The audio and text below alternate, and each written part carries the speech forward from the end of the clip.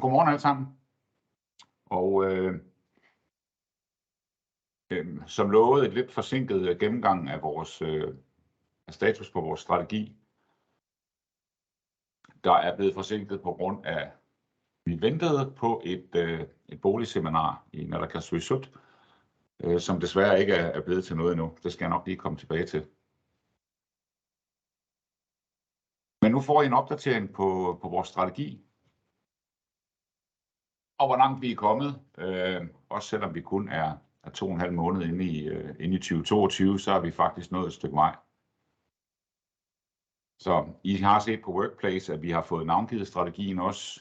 Det var Minas forslag, der kom igennem. Og jeg synes egentlig, at navnet meget fint dækker de 6 ben, de 6 delelementer, strategien indeholder.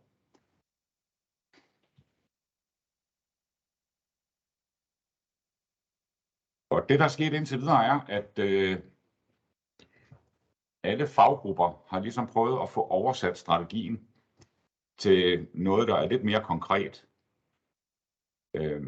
Her har vi skrevet delstrategier, men det er jo i virkeligheden en række handlingsplaner for, hvordan vi kommer i mål. Vi holdt et Teams-møde i februar, hvor alle fik fremlagt de her idéer i et forsøg på at få dem koordineret med hinanden. Der er selvfølgelig noget overlap. Der er ikke rigtig nogen, der sådan kan køre solo. Tingene hænger sammen. Og det skulle gerne være udmøntet i, at alle faggrupper, vel nok undtagen kundevejledere, SSC og økonomirådgiverne, der mangler vi, og det er på grund af sygdom og andre årsager, der mangler vi at få konkretiseret tingene. Og det kommer her primo april. Det er bare til info, hvis nogen føler, at de ikke er blevet klædt på. Når vi er færdige med den her, præsentation eller forklaring i forhold til tingene, så vil jeg godt understrege, at det er rigtig, rigtig vigtigt, at ikke alene vi bare følger op på strategien og på handlingsplanerne, men også at de bliver gjort meget, meget konkrete, sådan at alle lederne får forklaret alle ansatte, alle vores medarbejdere, hvad det her helt konkret betyder for hver enkelt. Hvad er det vi forventer af medarbejderne i forhold til at nå vores mål? Hvordan hjælper medarbejderne til at opnå målene? Men også lige så meget den anden vej rundt.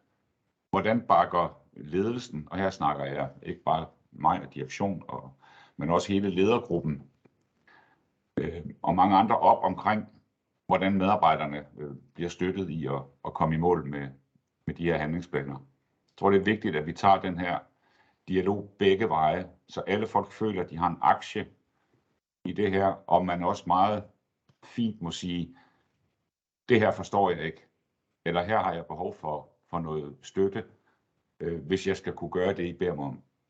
Jeg vil godt opfordre til, at man siger til og fra, hvis der er behov for det. Jeg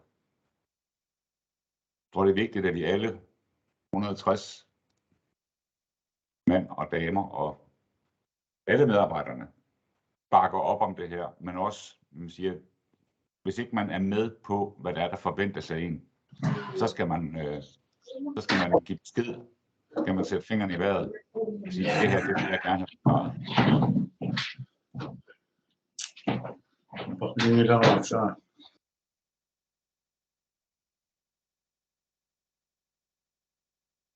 Den her er egentlig mere for at give en opdatering nu, som jeg startede med at sige. Naalakkersuisut skulle have holdt møde forrige fredag for 13 dage siden og taget stilling til et oplæg om boligområdets fremtid. Vi har leveret en masse fakta. Der er nogen, der snakker et eller andet sted. Nej.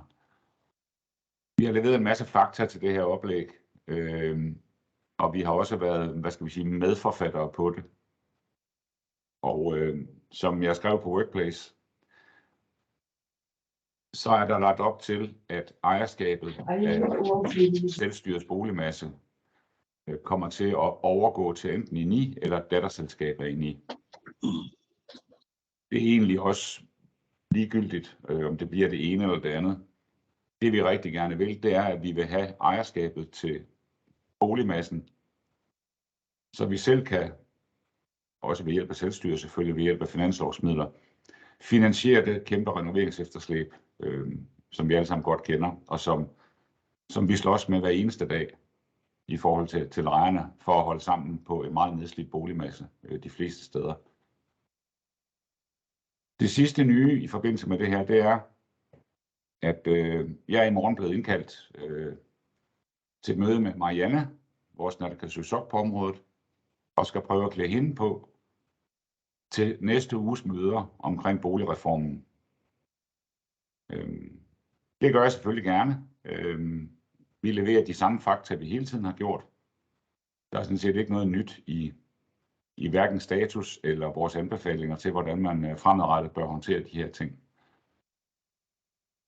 Så ved jeg godt, at vi står midt i en forårssamling, og der er fuldt tryk på det politiske arbejde. Men jeg forventer, at vi i næste uge har en dato på, hvornår det her boligseminar kan løbe af stablen, og hvornår så kan blive truffet beslutninger. Og jeg lover jer, at lige så snart jeg har noget nyt, og ved, hvornår der eventuelt bliver holdt det her seminar, hvornår det kan forvente, at der bliver truffet nogle beslutninger, så skal jeg nok med ud på Workplace. Så alle er informeret om, hvad vi regner med, der kommer til at ske. Og det videre arbejde med vores strategi, det runder vi sådan set af, når vi her om 14 dage holder ledersamling i Kangerlussuaq. Der får vi sat de sidste handlingsplaner på plads, og for de elementer af strategien, der enten er i gang eller skal i gang her inden for de nærmeste måneder, der sætter vi nogle navne på de arbejdsgrupper, der skal være ansvarlige for de respektive handlingsplaner.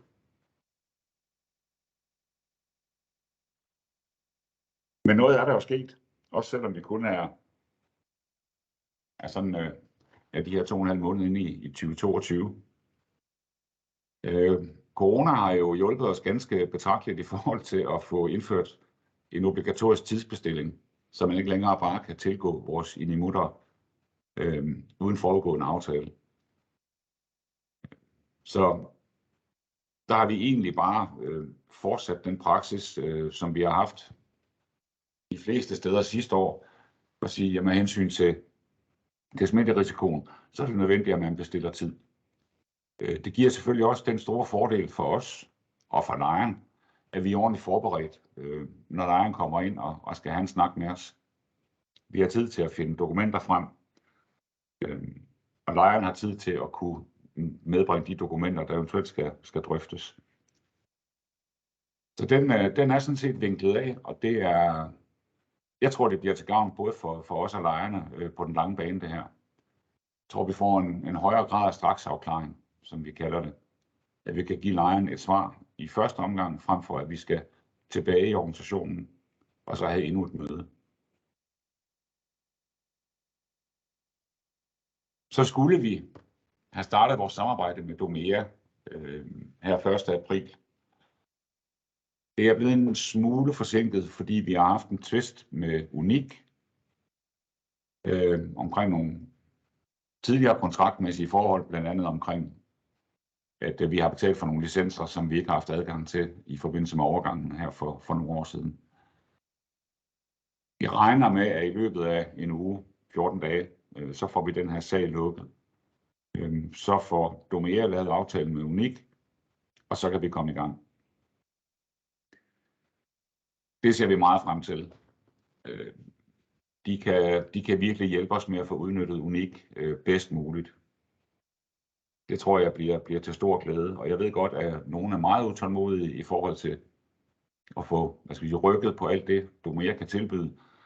Men vi skal også lige huske, at vi har begrænsede ressourcer. Vi skal ikke sætte flere projekter i gang, end vi kan gabe over, så vi ikke lægger folk ned. Så er det jo lykkedes, og det har vi også skrevet ud tidligere, det er jo lykkedes os at komme på e-boks, så vi fremover kun skal sende et meget begrænset antal fysiske breve, og resten går i e-boks, lige så vel som Skattestyrelsen sender både forskudsregistrering og årsopgørelse ud på e-boks.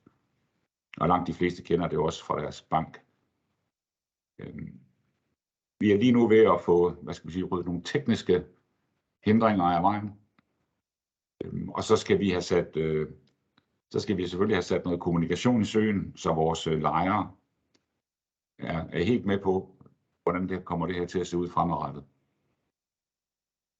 Her snakker vi jo ikke bare huslejeopkrævninger og rykker, men også eksempelvis varmeregnskaber, hvis det er det, vi gerne vil. Og generel information til lejerne kunne også gå ud via e-boks.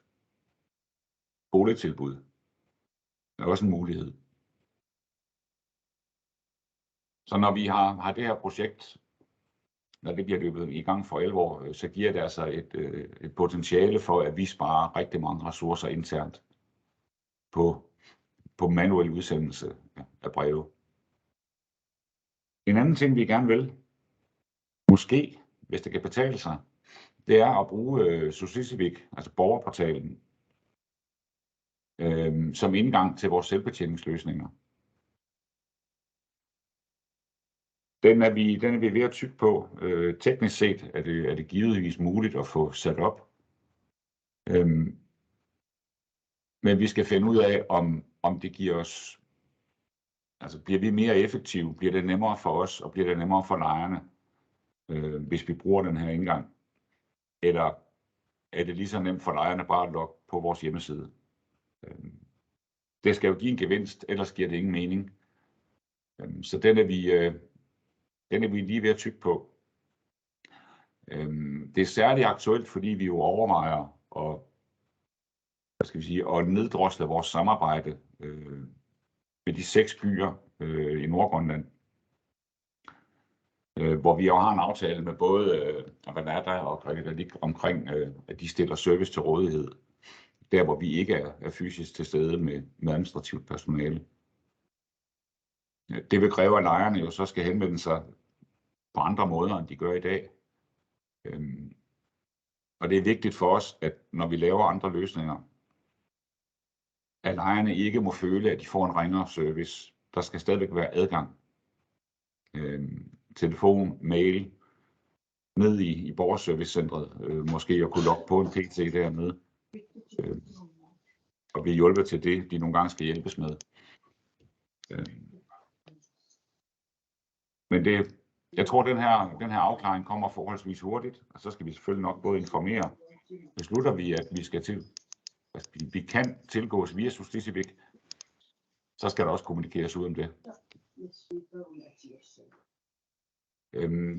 Den næste pind omkring administration til boligselskab, den hænger jo rigtig meget sammen med det her, de beslutninger, der skal træffes politisk. Så den springer jeg lige over her.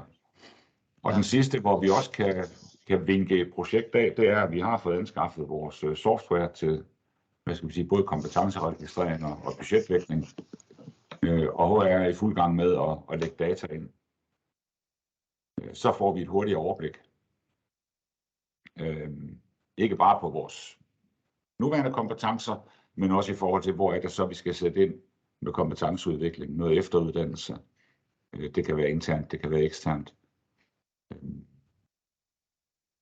Så det er et meget vigtigt element, synes jeg, i strategien, at vi er sikre på, at vi har de kompetencer, vi skal bruge, også når vi går over og bliver mere og mere digitale, som jo vi helt naturligt gør, både internt og eksternt.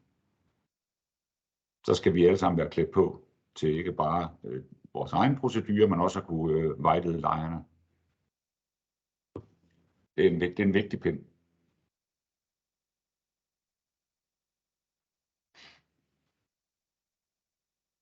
Så har vi den her, vores strategipil, som vi kalder den. Jeg ved, at nogen allerede har trænet, og den står på nogle skrivebord rundt omkring. Jeg vil godt opfordre til, at man, hvis ikke man selv lige har styr på det, at man får lidt bistand til lige at få det her printet ud. Og det er egentlig lige meget, hvad det bliver printet ud på, bare det kan holde sammen. Og det er også ret lige meget, hvordan man folder den, og hvordan den kommer til at hænge. Det kan vi jo se. Der er nogle glimrende eksempler her. Men jeg vil godt opfordre til, at man får i en eller anden form, uanset hvad, får samlet den her pil og får den sat på skrivebordet, eller i vindueskarmen, eller hvor den nu, eller hængt ned fra loftet. Så der ligesom er en reminder på, hvad er det strategien går ud på, hvor er det vi gerne vil hen, og hvordan kommer vi det.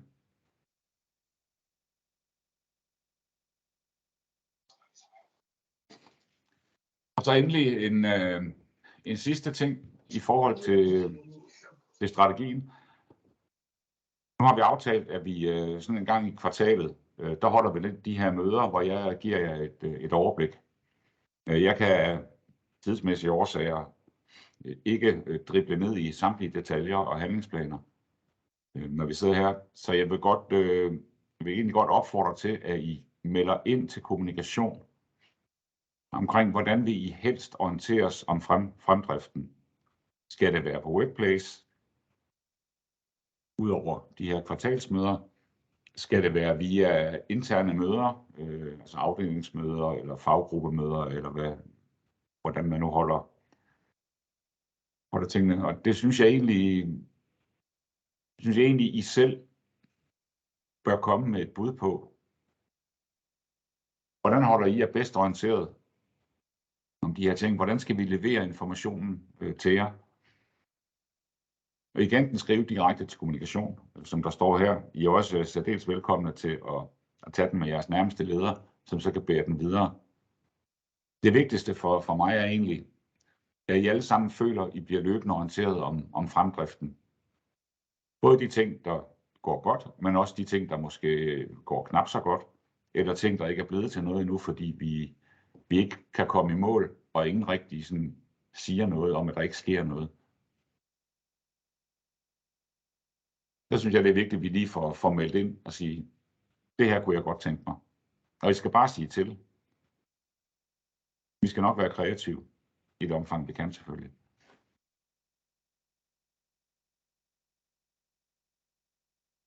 Det var, ups, nu skal vi lige lukke den der ned, tror jeg. Ja, det var dagens præsentation af strategien.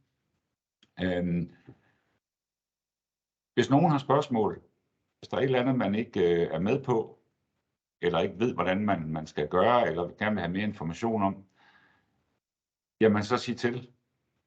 Ring til mig, skriv til mig, tag fat i jeres nærmeste leder. Det er meget vigtigt for mig, at alle er med på, hvor det er, vi skal hen, og hvordan vi kommer derhen. Og ingen føler, at de ligesom bliver overset, og det her, det synes jeg ikke rigtig vedrører mig, for det vedrører sådan set os alle sammen.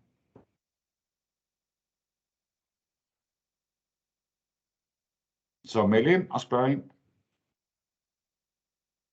Også gerne, hvis der er ros, så er vi her.